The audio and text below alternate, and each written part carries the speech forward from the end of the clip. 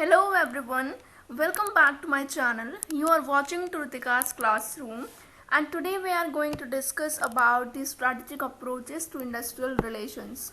So the very first approach is unitary approach, and it believes that there is only one source of authority and that is management.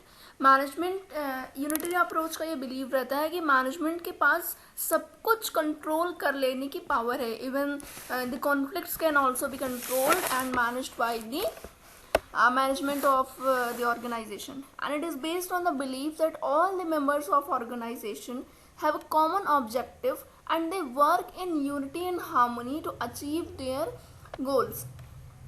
तो क्या believe है इस approach का कि जितने भी employees, जितने वर्कर्स ऑर्गेनाइजेशन में काम कर रहे हैं, all are having a common objective. वो सभी एक कॉमन ऑब्जेक्टिव के लिए काम कर रहे हैं. वो ऑब्जेक्टिव जो ऑर्गेनाइजेशन का ऑब्जेक्टिव है. अब फॉर एग्जाम्पल, अगर ऑर्गेनाइजेशन का ऑब्जेक्टिव है कि in the upcoming 2 years they want to maximise their market share, तो जितने भी एम्प्लॉयज हैं उन सबको ऑब्जेक्टिव भी वही होगा. ये बिलीव रहता है यूनिटरी अप्रोच का. वो सारे ही वर्क कर रहे हैं उस एक ऑब्जेक्टिव को अचीव करने के लिए. And in the unitary approach, conflict is seen as a temporary divergence which is caused due to the poor management or the negligence on part of employee. So अगर conflict arise भी होता है तो unitary approach ये कहता है कि conflict का रीज़न क्या हो सकता है? poor management और the negligence on the part of employees. कि एम्प्लॉय का ही कोई ऐसा रीज़न है ड्यू टू द नेग्लिजेंस, और एम्प्लॉय को ऑर्गेनाइजेशन कल्चर से मिक्स होने में प्रॉब्लम आ रही है, या फिर वो एडजस्ट नहीं कर रहा है, अडाप्ट नहीं कर पा रहा है ऑर्गेनाइजेशन कल्चर, या मे बी ऑब्जेक्टिव क्लियर नहीं है उसको. सो इस वजह से प्रॉब्लम अराइज हो रही है. ये बिलीव रहता है यूनिटरी अप्रोच का. And it is based on the assumption that overall profitability of a firm could be increased if everyone in the organization has the common interest. अब क्या एजम्पशन लेके चलते हैं हम इस अप्रोच में कि फर्म की प्रॉफिटेबिलिटी इंक्रीज हो सकती है अगर सारे ही जो एम्प्लॉयज़ हैं वो कॉमन इंटरेस्ट, कॉमन ऑब्जेक्टिव के लिए वर्क कर रहे हैं. इसी एजम्पशन पे ये पूरा अप्रोच बेस्ड है कि सारे एम्प्लॉयज़ का एक कॉमन ऑब्जेक्टिव है and they are working with the unity and harmony to achieve that particular goal only. So these strikes are considered as a destructive activity in the unitary approach because they believe that any of the conflict can be resolved easily by the management, and employees will the conflict will create between the employees just because they don't have understanding of culture or don't have the understanding of objective. There is no other personal interest of the employees. So next approach है pluralistic approach. Pluralistic approach basically ये believe करता है कि organisation different सब groups का एक alliance है. It's a alliance of powerful and divergent सब ग्रुप्स. अब ये सब ग्रुप्स क्या है? मैनेजमेंट और ट्रेड यूनियन. तो ऑर्गेनाइजेशन इन दोनों का अलायंस है जिसमें मैनेजमेंट भी है और ट्रेड यूनियन भी है, और उन दोनों के ही डिफरेंट इंटरेस्ट हैं. तो जब उनके इंटरेस्ट compete करते हैं तब क्या होता है? कॉन्फ्लिक्ट अराइज होता है और क्लैशेस होते हैं. प्लूरलिस्टिक अप्रोच बिल्कुल अपोजिट है यूनिटरी अप्रोच से. यूनिटरी अप्रोच कहता है कि जितने भी वर्कर्स हैं उन सबका एक ही ऑब्जेक्टिव है, वो कॉमन ऑब्जेक्टिव के लिए वर्क कर रहे हैं. बट प्लूरलिस्टिक अप्रोच क्या कहता है कि इसलिए कॉन्फ्लिक्ट अराइज होता है क्योंकि सबका एक ही इंटरेस्ट नहीं है, वो सारे ही लोग अलग अलग इंटरेस्ट को फुलफिल करने के लिए वर्क कर रहे हैं, इसलिए कॉन्फ्लिक्ट अराइज होता है. सो इस केस में जो मीडिएशन की एक्टिविटी है, it is performed by the management, and the management and the trade union are the powerful subgroups that may not agree with the certain terms and conditions prevailing in the organization, and to resolve that management tries to mediate the interest of both the groups. क्योंकि management और जो trade union है, trade union क्या होता है? Basically workers का association होता है.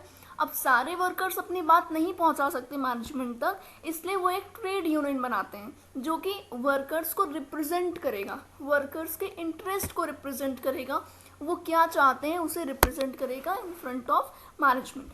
सो ट्रेड यूनियन जब अपनी बात को मैनेजमेंट के सामने रखता है and there is conflict in the interest, so management क्या करता है, वो ट्राई करता है कि दोनों ही ग्रुप्स के इंटरेस्ट को कंसीडर करके कोई एक मिडवे फाइंड किया जाए, यू नो।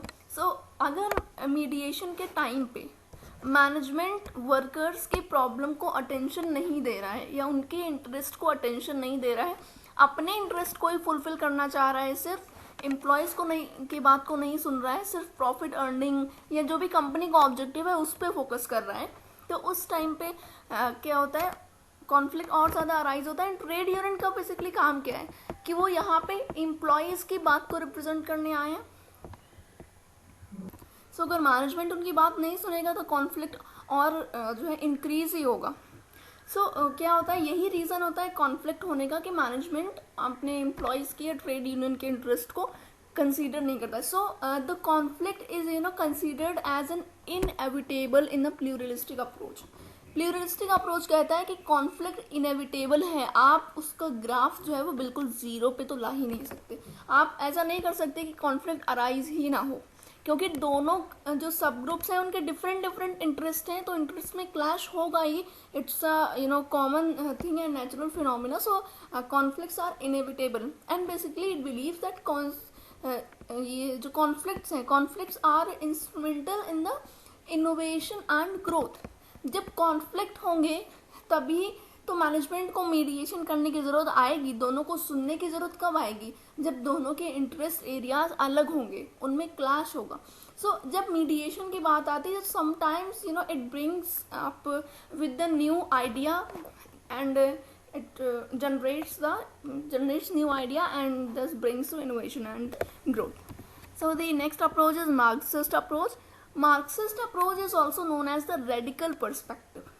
तो मार्क्सिस्ट अप्रोच क्या बिलीव करता है कि जो इकोनॉमिक एक्टिविटीज़ हो रही हैं like the manufacturing, distribution and production, ये सारी ही गवर्न हो रही हैं एक ऑब्जेक्टिव से, और वो सिंगल ऑब्जेक्टिव क्या है, प्रॉफिट अर्न करना।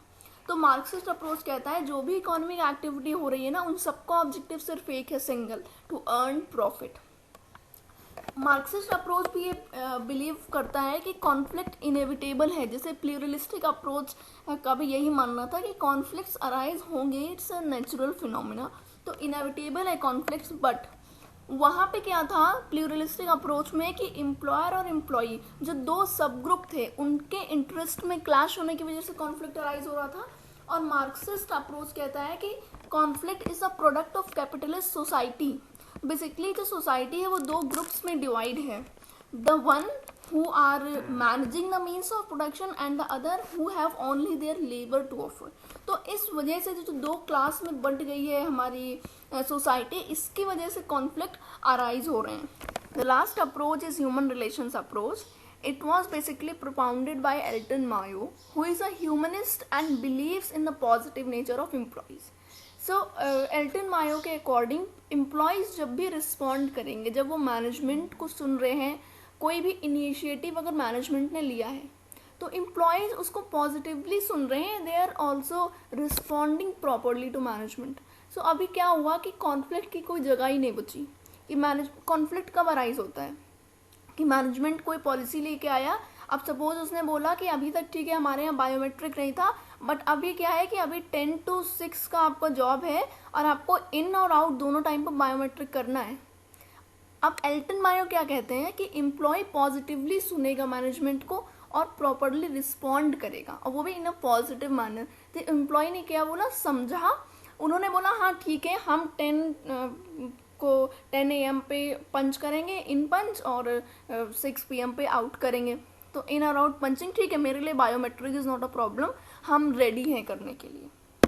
ठीक है, अभी क्या हुआ कि क्या कोई कॉन्फ्लिक्ट अराइज हुआ, नहीं हुआ। यही अगर एम्प्लॉयज़ ये कह दें, वर्कर्स कह दें कि नहीं हम क्यों इन और आउट करेंगे, आप क्या क्लोज सुपरविजन के लिए इन और आउट टाइमिंग लगा रहे हैं या बायोमेट्रिक क्यों लगा रहे हैं जब अभी तक नहीं थी और सब कुछ प्रॉपरली चल रहा था, फिर बायोमेट्रिक की ज़रूरत क्या है। बट मैनेजमेंट कह रहा है कि नहीं बायोमेट्रिक तो लगेगी। तो क्या हुआ कि क्लैश हो गया दोनों के इंटरेस्ट में और कॉन्फ्लिक्ट अराइज हो गया। तो ह्यूमन रिलेशन अप्रोच के अकॉर्डिंग एम्प्लॉयज़ पॉजिटिवली रिस्पॉन्ड करेंगे, सो कोई कॉन्फ्लिक्ट अराइज नहीं होगा। So this was all about the human relations approach. So here we have covered all the 4 strategic approaches to industrial relation. Just go through it, and if you are having any queries, just ask me in the comment box section, and stay tuned cause in the upcoming section I am going to upload a video regarding the recruitment outsourcing, and that's a very important topic from your exam point of view. So thanks for watching and stay tuned.